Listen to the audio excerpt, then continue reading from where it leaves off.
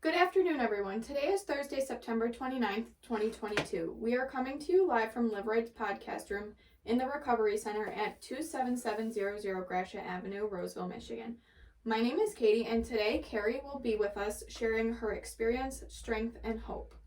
Thank you for being here today with us, Karrie. Thanks for having me. Let's start a little bit with talking about yourself. What's your name, age, likes, dislikes?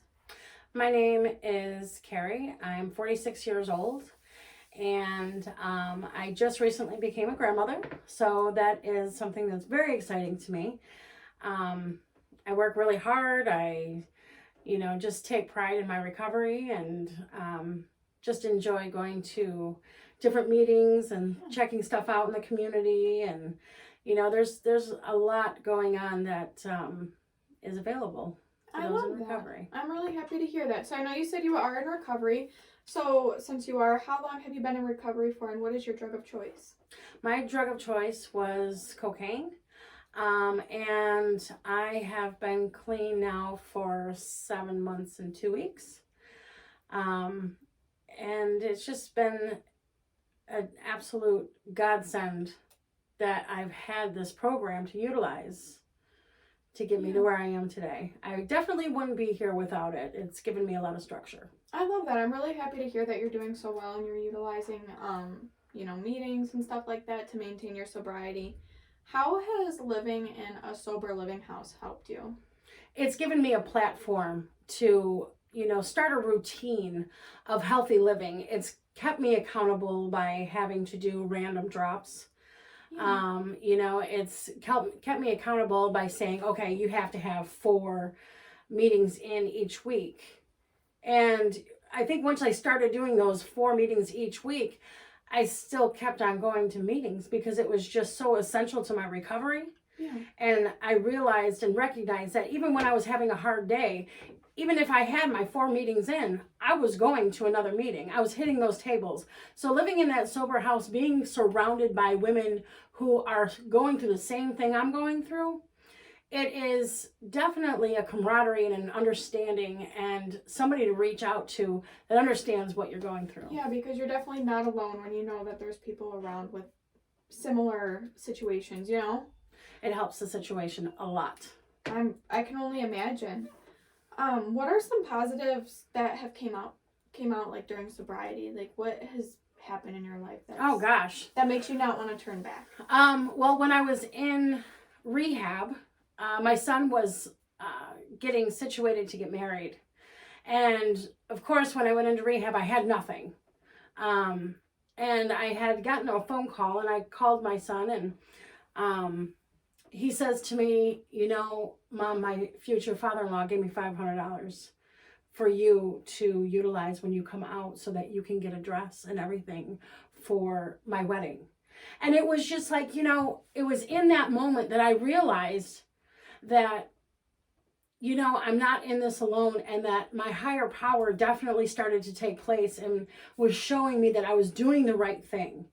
And then as the time just progressed, the doors just kept on opening to just all of these opportunities and new ventures and new, just a new venture to do what it is that I know that I could do, and found the courage to do it every single day and just made myself better than what I ever thought that I could be. I feel good today.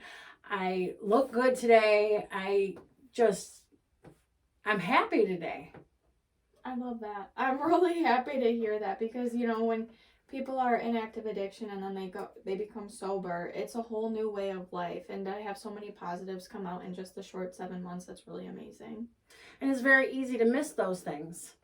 Yeah. And it reminds me every single day how far I've come with my higher power and with the program, with Live Rite, with, just the people surrounding me and all of the avenues that I've been freely given to me, such as finding a sponsor, finding a peer recovery coach, having the program, going to meetings, and, Live Rite provides all of that for me. Right. So it's just like, it's been a stepping stone every month. I've had something come up that you know, like, oh, I didn't know I had that available to me. Right. Okay. You have cool. all these resources at your fingertips now. Absolutely. You know, and it makes the whole idea of recovery not so daunting. I love that. I'm happy to hear that. What changes have you noticed in yourself and how you feel since becoming sober?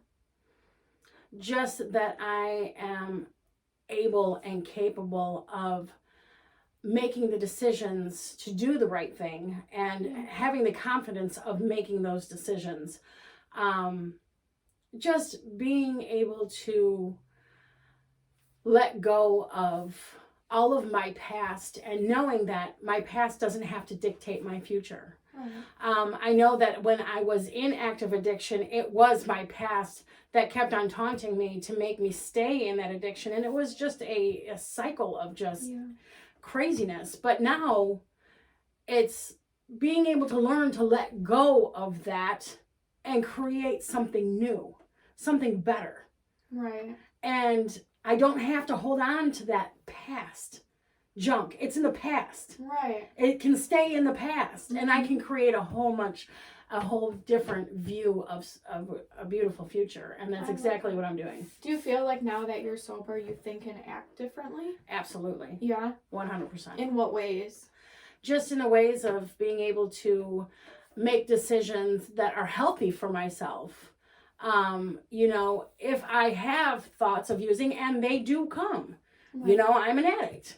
They come. But I know that I don't have to pick up. I know I can call somebody. I can call my sponsor. I can call my peer recovery coach. I can talk to one of the ladies in the house. I can go hit a table and sit down and be like, oh my God, I feel like I'm losing my mind. But I don't have to stay in that. Right. I can let that go. And so in my addiction, I would hold on to those, and that would be my reason why I would be using. Okay. Today, I recognize I don't have to hold on to those things. And if I choose to hold on to those things, that's what will be in the danger zone for me. So I'm learning how to let go of those things that have the ability to set me back. Right. I'm learning new things, how to let that go. It sounds like you've obtained like a lot of coping skills and like self-respect and just an overall like new attitude, a new way of life, which is really impressive. Well, therapy has also helped me as well. Okay. You know, I go and I have a therapist, and, you know, and it just, you have to talk about these things. And one of the things inside of recovery is you have to be comfortable with being uncomfortable. Oh, yeah. And that uncomfort isn't going to last forever. No. It's just a short time. But once you get past that discomfort zone and you find your comfort zone, you realize that is now in the past, and that can stay there. You are very correct. You know, I appreciate you taking your time to be here with us today. Is there anything else you wanted to share? I'm grateful for the opportunities that I've been given by Live Rite, and just being able to speak on this podcast, and hopefully somebody hears this and is able to, you know, take something from it, that they too, no matter how deep you are in your addiction, and I was pretty deep in my addiction, that, you know, there is better days ahead. There is, if you choose. So. Thank you so much. Thank you. Thank you.